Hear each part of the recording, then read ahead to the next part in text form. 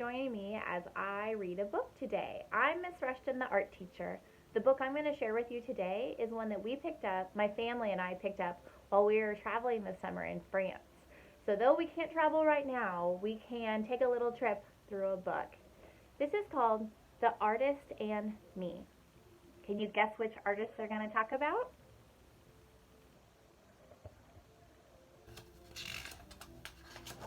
The Artist and Me.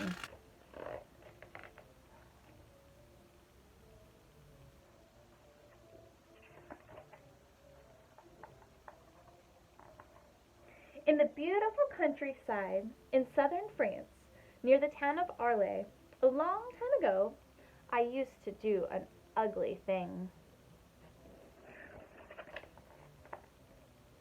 I tormented someone. I was mean to him, but he wasn't just anyone.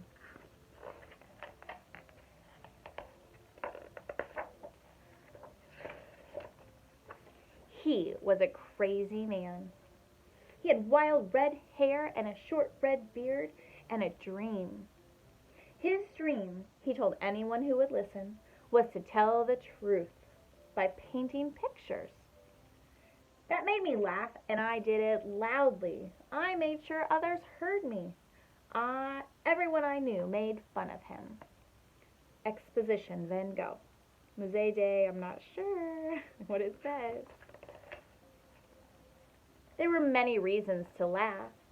He painted awful pictures. They had bright hues that didn't match. Colors weren't supposed to go like that. They pictured people who didn't look the way they ought to look, and funny flowers and shiny streets and strange starry skies. It wasn't right. But sometimes his art made me wonder. And if I saw him sitting alone at a cafe in Arles, staring off into the distance, I would walk nearby. Because sometimes he propped his paintings against the table. I would make sure that no one was watching and then steal long looks at what he had done. But I kept being mean to him.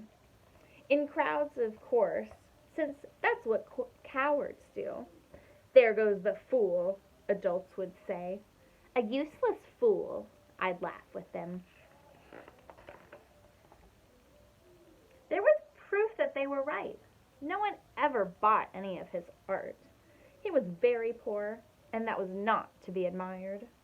We called him horrible names. We threw things at him. It made us almost giddy. At times he scowled at us.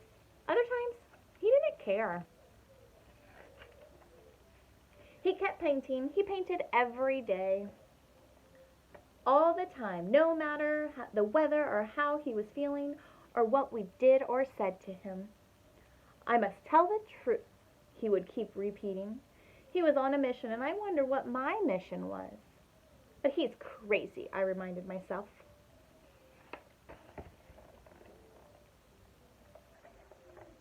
Then one day I saw him near a roadway far out in the countryside. I was alone chasing something, a rabbit perhaps, and came upon him suddenly.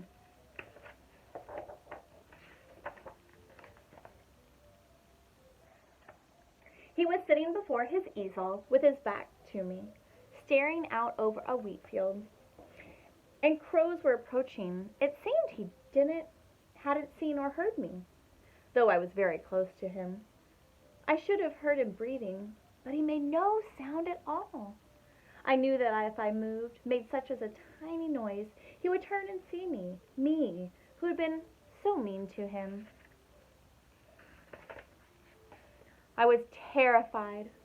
My knees went weak, my eyes widened. I almost fell over, and for an instant the world was bigger and brighter than it ever had been before.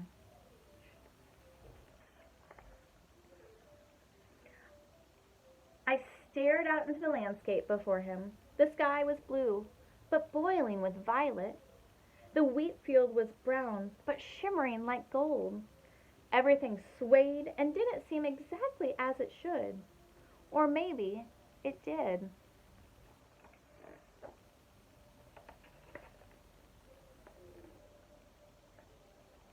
Somehow he sensed I was there. He turned and looked at me.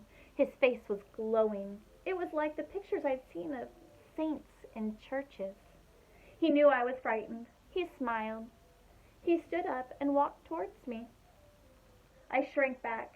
He reached out and he offered me his painting. Go on, he said kindly. Take it. I refused, of course. I picked up my courage and ran.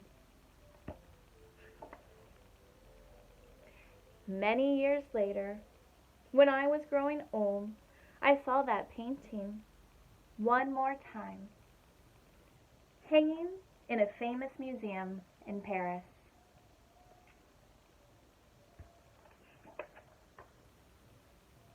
It is one of his many masterpieces, a treasure no money can buy. And I don't laugh at him anymore.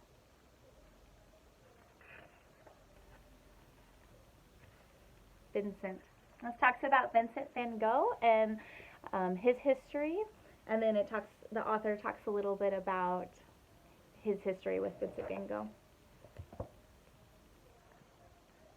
The Artist in Me. Thanks again for joining me. This was a brand new book that I'd never seen before, so hopefully it's brand new to you as well, and I hope you enjoyed it. See you soon.